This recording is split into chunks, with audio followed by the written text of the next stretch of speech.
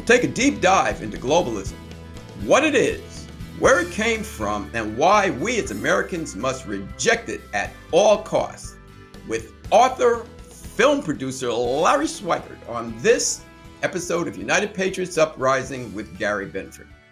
I'm your host, Gary Binford. Thanks for joining us. This podcast is available at radioinfluence.com, wherever you get your favorite podcasts. You can find the video version at YouTube, Rumble, and Conservative Television of America. Hope you subscribe, leave a rating and a review, and be sure to tell your friends about the show. You know, there was a time in which we knew the battle was Republican versus Democrat. And then it was the constitutionalists against the radicals. But now it's become America first, America's sovereignty versus globalism. But not too many people are aware of this. So you want to find out what the battle really is about? Well, let's get into it. He's got a BA degree. He's got an MA degree and a PhD. He's taught in schools from 7th grade all the way through college. He did that at the University of Dayton at UD. And get this, back in the day, he played in a touring rock band. Wow, that's something special. We'll get into that a little bit also. However, the reason he's here is to talk about something that's very, very serious. He has written a new book. It's called A Patriot's Guide to Globalism, Its Rise and Decline. I welcome to the show author and film producer Larry Schweikart. How are you, Larry? Hi, I'm nice and warm out here in Arizona. And I'm rainy, cold, and in the bastion of liberalism, socialism, and communism here in New York. Not fun. So I'm glad you're in a better place. Larry, let's start right here. You know, what is globalism? Where did it come from? And why is it such a danger to America, if not the world? Well, you could probably date it back to the Tower of Babel, in which man tried to get on an equal plane with God through joining hands through different nationalities. But really, I start the study, Patriots' History of Globalism, at the Congress of Vienna in 1814, when the monarchs of Europe, and they thought Europe was the globe back then, when the monarchs of Europe got together to try and reform the world in their image with monarchs. And of course, all the people who supported them and thought a good thing was going to come out of this thought they were going to democratize and follow the lead of the United States, and before Napoleon, the lead of France, but they didn't. They reinstilled monarchs and elites everywhere in Europe. And you can jump up to the Treaty of Versailles, where diplomats sought to reform the whole world, literally by changing borders, changing lines on maps, and moving millions of people without their consent into brand new countries that they had no affiliation with, you know, Germans into Poland, Poles into Czechoslovakia, and so on. You go on up to the United Nations, and a new group of elites, led by scientists at first, tried to control nuclear weapons and put those into the hands of an international body of scientists who could control it rather than in the hands of Americans. And that failed. You later had financiers and development artists at the International Monetary Fund, the World Bank, using the Bretton Woods system to try and control the world globally. And that took some time, but that's failing right now too. And then most recently, you saw what happened with the COVID China virus vax through the World Health Organization, often called the WHO, not to be mistaken for the rock band, who sat through our set at the Troubadour. You know, they came in and were quite drunk, and Pete Townsend slapped me on the back when we were done. He said, "Hey, great show, Walt A." You know, and of course he was too drunk to even know what he heard, I think.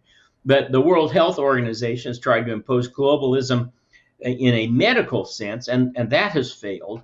So I look at over 200 years of attempts by elites to control large numbers of masses without regard to national boundaries. I think that's a pretty good definition of globalism. I hear you right there, and I want to apologize and I wish you had have corrected me, but you didn't. The name of your book is A Patriot's History of Yeah. Globalism, Its Rise and Decline. So people, please don't go start trying to Google a Patriot's Guide. It's A Patriot's History of Let's see. I have a. Globalism, Its Rise and Decline. There you Now, go. what people need to understand, because I'm finding out a lot of people don't really know what the problem is. What people have to understand, if the United States joins the global world and becomes what would be, as the Bible would call it, eventually the one world order, what you're going to end up doing is giving the power and final say about major decisions to something other than what our Constitution says, which means either United Nations or something other than our Constitution, which is only for us, birthed by Right. Judeo-Christian values to keep us free because God says so, not because man says so, because if man gives us freedom, man can take it away. And then it would be what the United Nations says or what some world order council or whatever says. Is that the main problem that people need to understand? Yeah, and I would kind of rephrase that in even darker terms, which is you would Yes. be putting the fate of all Americans into the hands of large numbers of people globally who not only don't have our best interest at heart, but secretly hate us and want to see us reduced to their level. Most of them know that they're not going to achieve what we have in the United States. I don't know if they know why they can't do it, which we address in our other book, A Patriot's History of the Mhm. United States, which is that we're based on 4 pillars that no other nation has ever had. And that's Please tell them what they are. yeah, it's a Christian, mostly Protestant religious tradition, Mhm. which is bottom up governance of the church. That's the important thing, is that the Protestants believed in congregational governance. The second pillar is common law, which is bottom up civil governance. Only we in England have ever had common law. No other nation has that, and that's bottom up. The third one is private property with written titles and deeds. And that's very important because there's still parts of the world that don't work with written titles and deeds, which means might makes right. Whoever says it's my cow and the other guy says, no, it's my cow, well, whoever's stronger gets the cow. And then the last one is a free market economy. So we introduced these in Patriot's History of the United States. And in Patriot's History of Globalism, you can see why many places around the world are so susceptible to globalist or elite influences to control them. And just real quickly, I'll give you 2 examples. During COVID, almost everyone, I'm sure you heard this, they would look at Australia and Canada, which were being locked down really hard with these draconian rules and regulations and just horrible stuff. And people would say to me, aren't they democracies? What's going on? I'd say, yeah, they're democracies, but they're not, they don't have a history of common law or bottom-up church governance that would let them say that the law emanates from the people upward, not from the government downward. Yeah. And the reason for this is that both of those areas were ruled by England as dominions, top down. So even though they're democracies today, their history is all top-down governance. Hear you. You know, when you were talking about the cow, by the way, I'm a follower of the Lord and Savior Jesus Christ, and I am into ministry. I used to teach Sunday school ages 7 to 12, but I'm really deeply into mentoring young believers and things like that. So when you were talking about the 2 people fighting over the cow, I was just thinking about, hey, somebody should have come in like Solomon said, okay, I'll cut the cow in half and give both of you a half of it and see who blinks. Well, in teaching Sunday school, you have something in common with the great Ronald Reagan.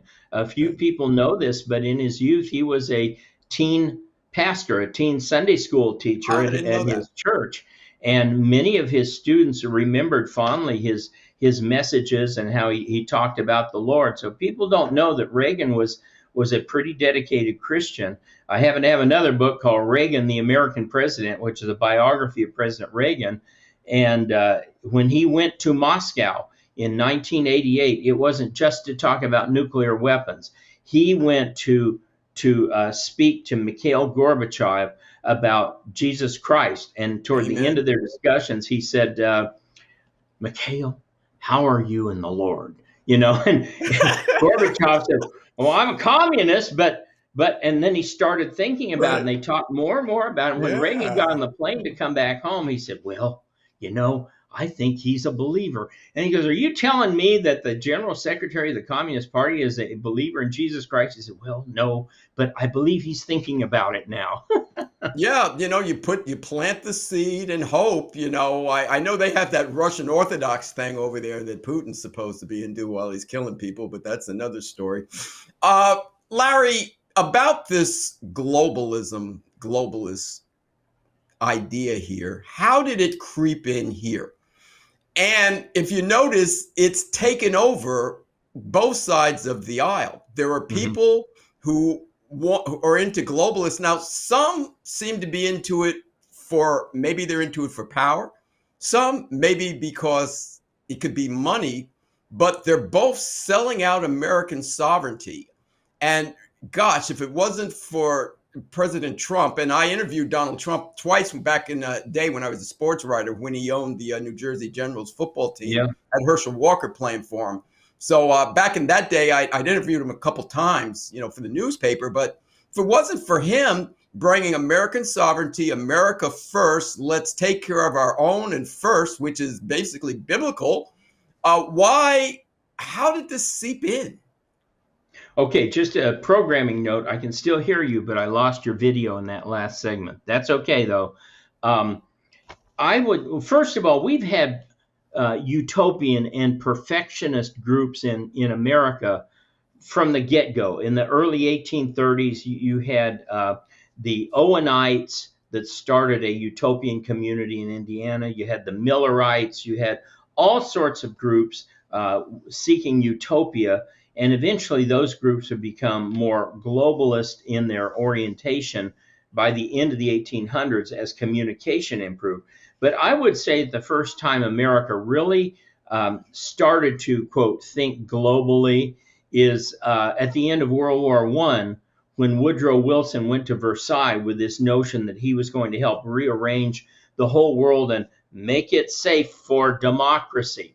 And there's a lot of problems with that. I mean, just from the get-go, the Russians weren't there, so they weren't even going to be a part of this. So how are you going to make the world safe for democracy if they aren't there? The Germans were excluded from the conference.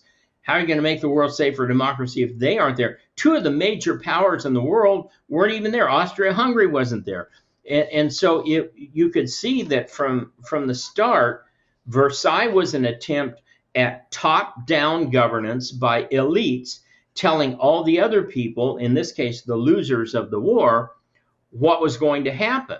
And shortly after that, you had the formation of the League of Nations. And thankfully, the United States, through the Lodge Reservation, said, no, we will send an observer, but we're not going to be a part of the League of Nations, nor will we be bound by anything that they say. So I think you can date our real infatuation with globalism at the end of World War I. What is the problem? Please let people know why this is so deadly, why this is so dangerous to American sovereignty, because people are saying, hey, like remember Obama goes to Cairo, oh, we're a mean, evil nation. We just want to be one among many. We don't want to be top dog. We just want to be one of the guys. What's the problem with that? Well, first of all, let's go back to the pillars. We are an exceptional nation, blessed by God. I believe that America was founded by God with a special purpose. I've heard it said that God loves Israel because he chose Israel, but God loves America because America chose God. And so, first of all, we are different. There's no place else in the world like us. And because we were born with these four pillars, there can be no other nation in the world like us unless some new country starts off today out of nowhere, maybe on Mars. I don't know. But so the second danger is that if you get into entangling alliances, as George Washington called them, and I am not against treaties and I don't oppose having allies. Washington warned, though, that you have to be careful who your allies are because it's like a bad date, right? She can suck you in and take all your money before you know what's going on. And as I say again, most of these nations not only don't have our best interest at heart, they don't like us.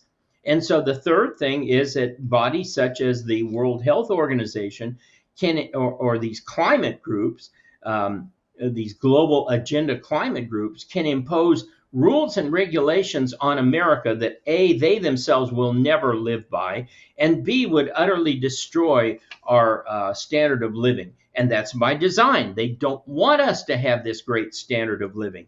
I'm with the great Rush Limbaugh, who said that the whole climate change environmental movement is really a socialist movement to take America's wealth. Right.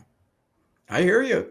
Very much so. And by the way, Rush, being born black, I was a Democrat because I didn't know any better. Everybody I knew was black, and the Democrats were supposed to help us. That really worked out well. And then I got born again in 1997. It changed. And since you mentioned Rush, the three people that got me caught up to conservatism very, very quickly were Rush Limbaugh, Mark Levin, and Monica Crowley, who has been on my podcast and has now become a friend. So they got me all caught up. I used to listen to Rush every day, and I learned so much from him.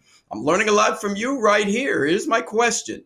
Whether they know it or not, globalists hate America because America, by its birth, loves God, Yes. Jesus, and globalists hate God. Absolutely. Yeah. And you can see it. I mean, let's go to Davos. Let's talk about Davos for a minute. Davos is where all these elites gather every year to pat each other on the back, tell each other what wonderful job they're doing in saving humanity, introduce their new plans to enslave humanity, and then fly home on their private jets. The good news, and one of the reasons I see globalism in decline, this year, only one major world leader attended. Nobody else attended. Biden didn't go. Whoever's Sunak didn't go. President of France didn't go. Meloni in Italy didn't go. And obviously, Putin didn't go. Obviously, Xi didn't go. The only one who went was Javier Milei of Argentina, and he read him the Riot Act. He said, "You guys are a bunch of socialists here." So the other good thing to note is that this year Davos's theme was restoring trust.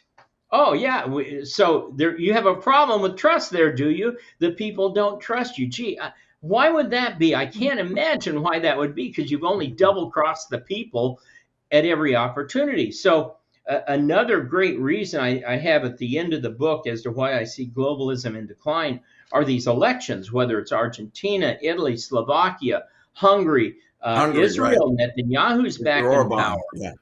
Orban, and whether you like him or not, Putin is not a globalist. Xi is not a globalist. So you're talking about, and Modi was not a globalist. So I think you're talking about large percentages of the people of the world who do not want this. And the elections are moving our direction. There were about a month ago, there were some 7 elections in Europe, and they all went in the populist direction. Now, Finland recently elected a socialist, and I think Poland has elected a socialist. But by and large, the elections are going against the grain of globalism. I hear you. Well, now let's delve into the book a little bit, Larry. The book is called The Patriots' History of Globalism, Its Rise and Decline. Give the people, if they get this book, which they should do, give them an idea of some of the things you speak about. So I walk you through the early origins of globalism at the Congress of Vienna, and then through the Versailles Conference that we talked about, how you got the first League of Nations. And after World War II, and if people have seen the recent movie Oppenheimer, they will know how this was a part of it. Scientists who built the atomic bomb started to think, it's not right that only America has access to this because it's so destructive. We should have international bodies, such as the newly formed United Nations, control this. But the scientists really went beyond that. People like Niels Bohr, who worked on the bomb, really thought that the scientists should have an international cabal. And they even had these secret groups who they wanted to have run control of all atomic energy. And you can say by extrapolation, eventually, overall people, because, and they say this outright, because they know better, they're smarter, they have more education. The other people just don't understand, but they understand. And fortunately, the American public rejected that very quickly. Really, by about 1948, the American public in opinion polls had turned against international control of the atomic bombs and saying, no, we trust America to control as much more than we trust an international cabal to control it. So also coming out of the UN, you had economic globalism and financial globalism in the form of the Bretton Woods Agreement, which was probably the most long-lasting form of globalism and is just now beginning to unroll and unwind. And what that was that you set up the International Monetary Fund and the World Bank to make loans to developing nations. But more important, there was an unwritten rule that the world would go on the dollar standard. The dollar would be the medium of exchange and marking off in all of your denominating debts. And in return, the world would engage in free trade. Again, we're excluding the Soviet bloc. The world would engage in free trade, which would be protected by the U.S. military, especially the U.S. Navy, which would protect the trade lanes. And that has lasted until very recently, especially with the last Iraq War, where pretty much Americans are tired of overseas commitments. You can see it in the response to Ukraine. Americans don't want to be involved in Ukraine. And the support for having the U.S. be the world's policeman has declined dramatically. At the same time, our budgets have exploded exponentially, making it almost impossible for us to be the world's policeman anymore. So Bretton Woods is starting to unravel, and in place of it, you're starting to get a number of smaller regional powerhouses, whether it's the BRICS countries or Russia, which is very strong in and of itself, or the U.S. and its sphere of influence. And so that took the longest time to unravel, but it is unraveling. Chapter 6 deals with medical globalism and the recent experience we had with COVID, or as I call it, the China virus. And the attempts by doctors to impose medical globalism. And I think they came this close. This is the closest they ever came to really achieving globalist dominance, because it affected the whole world. As I said, Australia, Canada, Italy, Japan, they were all locked down. Everybody was locked down. And they very briefly had the world under their control until things started spinning out of their hands in the form of people rejecting these vaxes, rejecting the masks, and rejecting the lockdowns, starting with Kristi Noem in South Dakota, who never accepted a lockdown in her state, moving to Brian Kemp in Georgia, which is about the only good thing he's ever done. Right, recently, his state up, and then Ron DeSantis in Florida.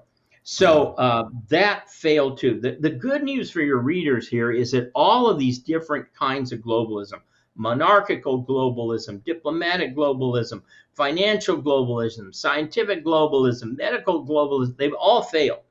Because sooner or later, people rise up and they say, in the words of the great Roberto Duran, no mas, no mas. We're not doing this anymore. And they resist, and elections start to turn, and these people get thrown out of power.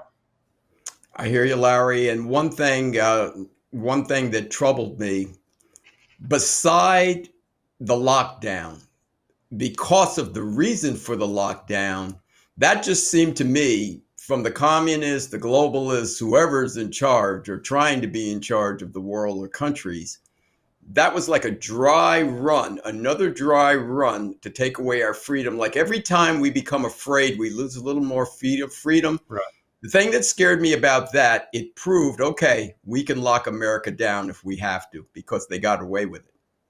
What would you Well, say? they did for a very short time, and they did so, I point out in the book, totally by hysteria, Mm-hmm. using made up facts. This guy, Neil Ferguson, out of the UK, concocted this ridiculous study that was published in Lancet that said that the China virus is going to cost 20 million American dead. Now, you're President Trump, and you're sitting there, and every doctor in any U.S. administration, whether it's Collins or Fauci or Birx or any of these people, come in and they say, oh, we got to lock down. Oh, it's horrible. Oh, this is going to kill millions and millions of Americans. You got to lock down.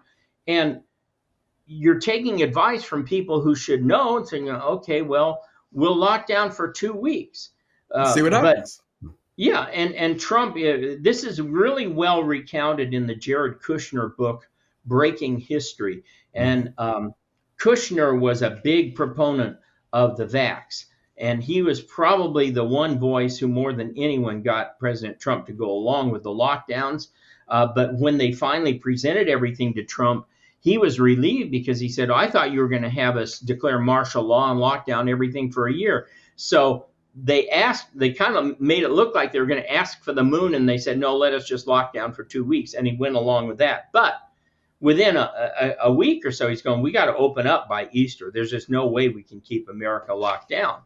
And how that went to the States is a whole separate story I get into that chapter, because I believe, I can't prove this, but I believe that the whole mechanism for moving control of the lockdowns and the vaxes and everything else into the hands of the governors was Mike Pence's idea to make an end run around Trump on the basis of federalism.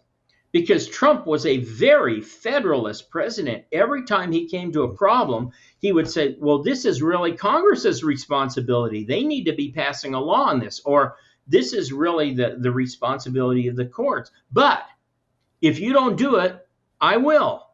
And so, but his first response was always a very federalist response. So when Pence came to him and said, why don't you let the states handle this? Well, on the surface, that looked like a good thing, like a decentralized thing. But really what happened was it put the nation in thrall to Dr. Fauci, or as I call him, Dr. Fallacy, and Birx and a couple of the others, because no state's medical advisors were on a par with having the same information and studies and so forth that the CDC and the National Institute for whatever it is, NIAID, that they had. And so what really happened was that by federalizing the COVID response, it really put it all back in the hands of Dr. Fauci, not in the hands of President Trump.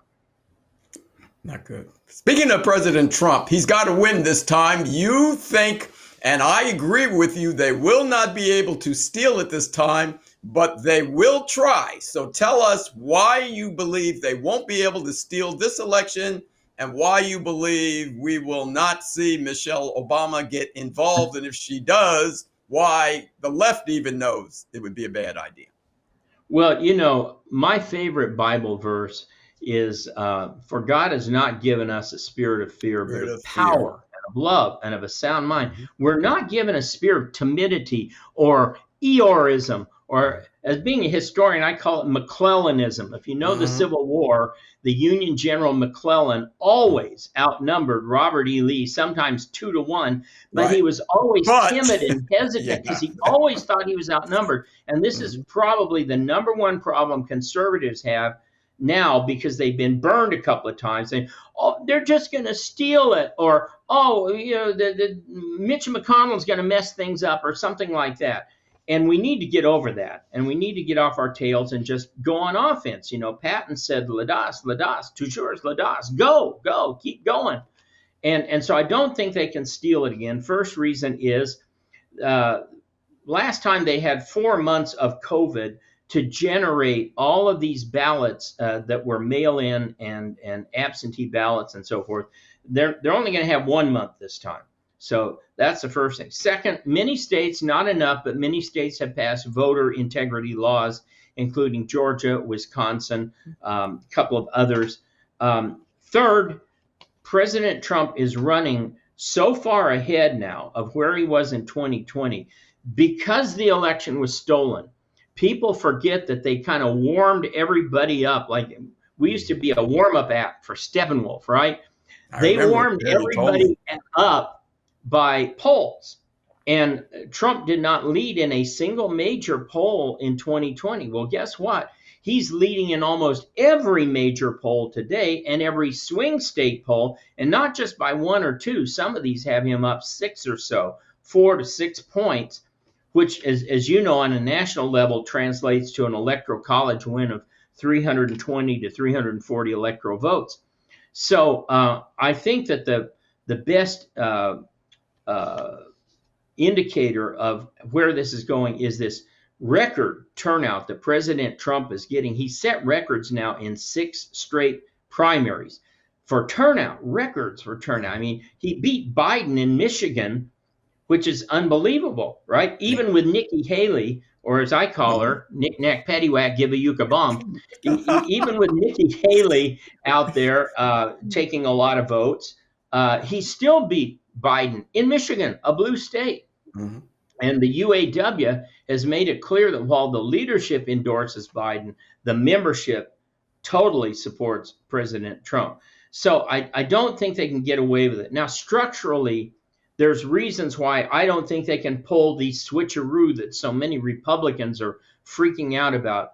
First and foremost, let's talk about the Constitution. If they get rid of Biden for any reason, 25th Amendment, if something happens to him physically, which we hope doesn't happen, but if he's taken out with a physical condition, if he's impeached and removed, whatever happens, the president will be Kamala Harris.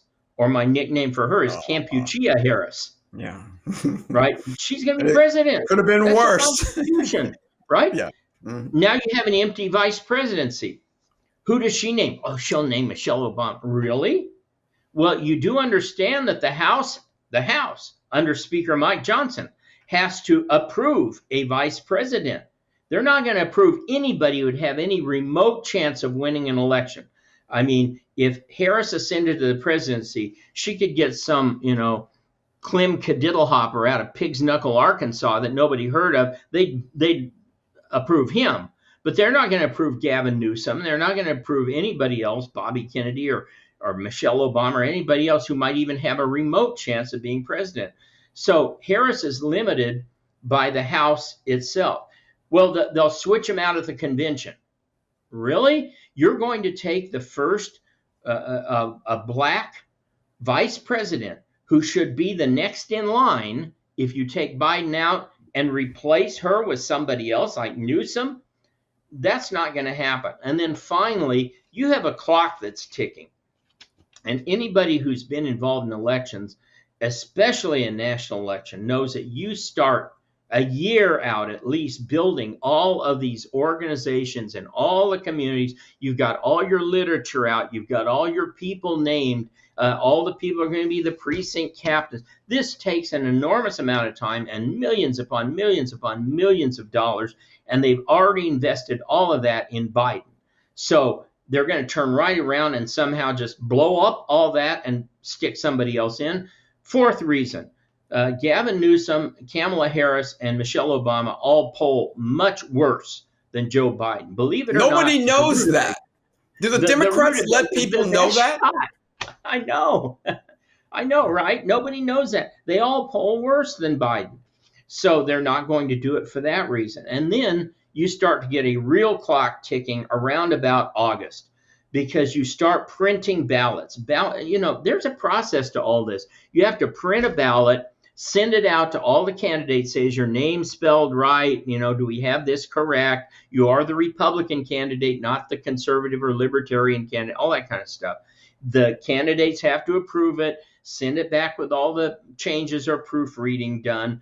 The ballots are then printed so they can be mailed out early in September, because they have to go out in time for all of the early voters and absentee voters overseas to get all those ballots in time to vote and send them back. So if you print up 50 million ballots with Joe Biden's name at the top and you switch him out and now you have, let's say, Harris at the top. The ballots on election day are going to have Harris's name at the top. The ballots that already went out will have Biden's name. You don't just get to fold them into one bin. Even in Democrat states, you don't get to do that. We saw last night that there were almost 13.5% of the voters in Michigan were uncommitted, not going to vote for Joe Biden, right? So these go in different bins. In other words, it would split the Democrat vote right down the middle, and Trump would win every single state in the union if you did that. Yeah, well, I hear you. That's good to know. Okay, Larry, let's rock out for a minute. Okay, what instrument did you play? What did you do? You guys open for Steppenwolf. So, what was your rock days like? Well, my mother growing up insisted I play the piano, and I hated the piano. But I took piano lessons for years, never really learned how to play the piano. I learned how to read music, but not how to play it. I wanted to play drums. I was always a drummer. I wanted to be a drummer. And finally, after several years, she relented and let me start a drum set. And I played all the way through high school in rock bands. Then all the way through my BA in political science at Arizona State, I was playing in rock bands. I had really bad grades while I was doing that because I didn't care about school. I just cared about playing. And I went on the road the first weekend after I graduated and spent the next several years on the road. And eventually, with one of the bands I was with, we started opening for Steppenwolf, the James Gang, Savoy Brown. As I said, the Who sat through our set at the Troubadour. We hung out with the Allman Brothers. We were, to name that movie, we were almost famous. We came that close to making it big. Yes, I hear you. Larry, before I ask you to tell people how they can find you and anything you'd like to promote, please give people an idea of what they can do. What can the average person, the average American do to make sure that this country does not fall under a global initiative? Is there anything that the people can do on their own just to make sure we stay American first and retain our sovereignty and our great Constitution? Well, I tell people, especially homeschoolers, because I have a wildworldofhistory.com is where everybody can find me. And that's a homeschool curriculum website for high schoolers. And I tell all my homeschool audiences when I go to these conventions, you need to be running for school board. You need to attend school board meetings. They say, well, we're homeschooling. I say, yeah, but where are your tax dollars going? The Bible says where your treasure is, there your heart will be also.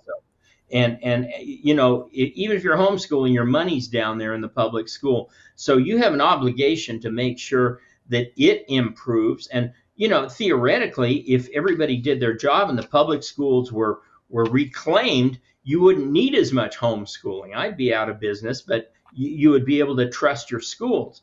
So get involved in local school boards, get involved in local elections. Maybe you don't want to run for office, but maybe you could be a precinct chairman and be in charge of 300 homes and go around and make sure they get proper materials and so on and so forth.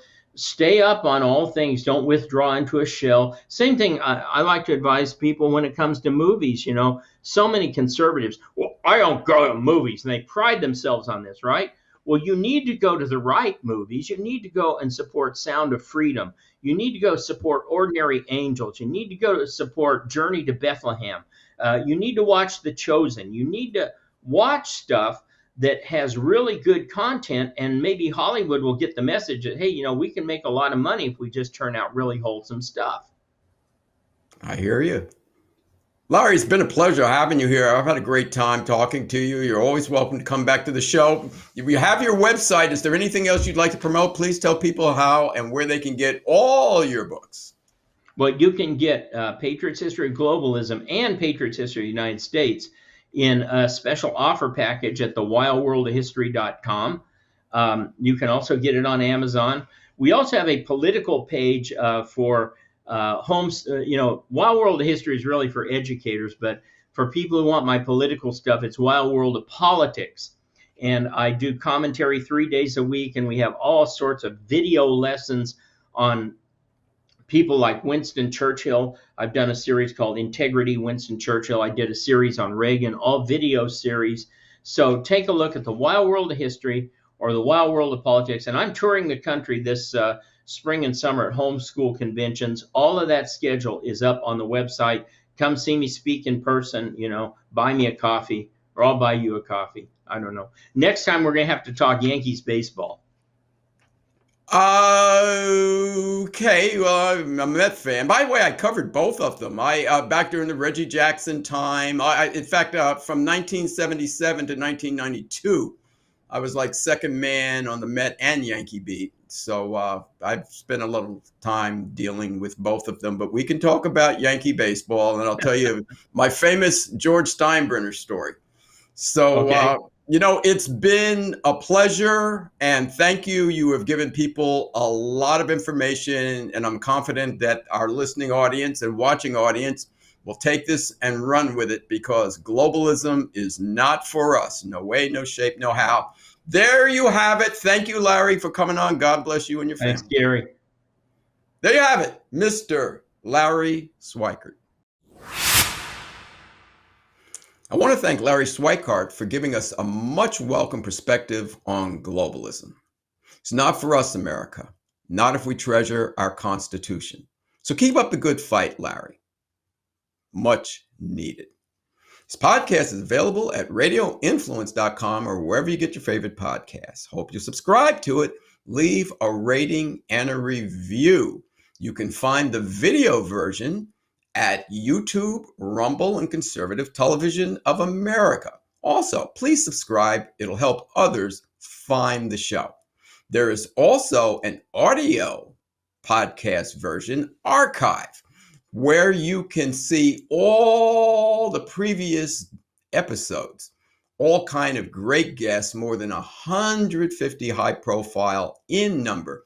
People like Naomi Wolf, Ben Carson, Monica Crowley, Lieutenant General Michael Flynn, Mike Lindell, Vince Everett Ellison, Carrie Lake, Kevin Sorbo, Carol Swain. The list goes on and on. So please check that out. Judge Janine Pirro is in there. Will Witt. Hey, that's it for now, everybody. I really enjoyed this one. I hope you did too.